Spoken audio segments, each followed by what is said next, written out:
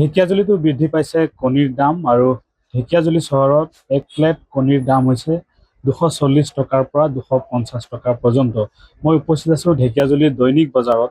ইয়াত যিসকল খুচৰা বিক্ৰেতা আছে মই তেওঁলোকৰ সৈতে জানিম কেনেধৰণে ঢেকিয়াজুলিত কণীৰ দাম মই দেখুৱাইছোঁ। যিহেতু ঢেকিয়াজুলি চহৰতো এতিয়া কণীৰ দাম বৃদ্ধি পাইছে, সমগ্ৰ ৰাজ্যতে এতিয়া কণীৰ বজাৰত জুই লাগিছে আৰু সমান্তৰালকৈ দেখা গৈছে ঢেকিয়াজুলি চহৰৰ যিসমূহ কণীৰ বিক্ৰী হয় ব্যৱসায়িক প্ৰতিষ্ঠান আছে ইয়াতো দাম বৃদ্ধি পাইছে। 240 টকাৰ পৰা 250 টকা পৰ্যন্ত খুচুৰা ইয়াতে বিক্ৰী হৈছে। এগৰাকী গ্ৰাহক আছে, কি ক'ব? কণীৰ দাম বাঢ়িছে? কণীৰ দাম বহুত বাঢ়িছে। এই মানুহৰ নিব পৰা নাই, এতিয়া এই বেচা কিনি নাই, কি কৰিব এতিয়া? দুইটা তিনিটা করে আছে আর কি আছে 1580 1620 এরকম বেশি আছে। 240 টাকা প্লেট বেশি আছে। না লৈ গেছো, কালি লৈ গেছো, এটা কালি লৈ গেছো। আৰু আছে কণী কিনিলে? হয়। কিমান দাম? এই এক প্লেট কিনিলো 240 টাকা পড়ে। এক প্লেট 240 টাকা। খুচুৰা কেনেকুৱা বিক্ৰী কৰে?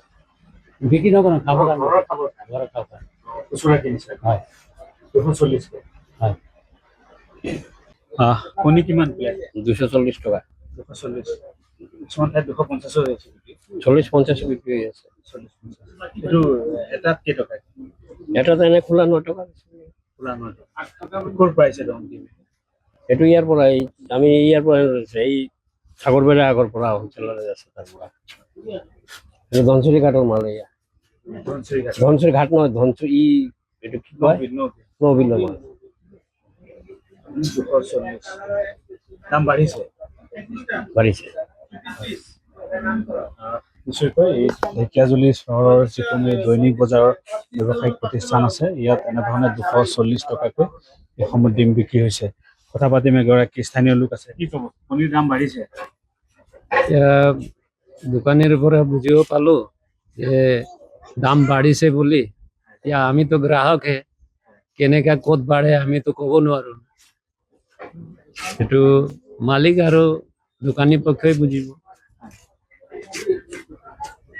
নিশ্চয়কৈ আৰু মই দেখুৱাইছোঁ এয়া ঢেকিয়াজুলি চহৰত এনেধৰণে সমগ্ৰ ৰাজ্যৰ লগতে ঢেকিয়াজুলিতো কণী প্লেট 240 পৰা 250 টকা পৰ্যন্ত বিক্ৰী হৈছে আৰু এটা কণীৰ দাম হৈছে 8.5 টকাৰ পৰা 9 টকা পৰ্যন্ত ঢেকিয়াজুলি চহৰত বিক্ৰী হৈছে। আপুনি বিচৰা বাতৰি পাব কেৱল নিউজ 18 এপত। নিউজ 18 এপ ডাউনলোড কৰিবলৈ স্ক্যান কৰক এই QR কোড। গুগল প্লে ষ্টৰতো পাব এই নিউজ 18 এপ।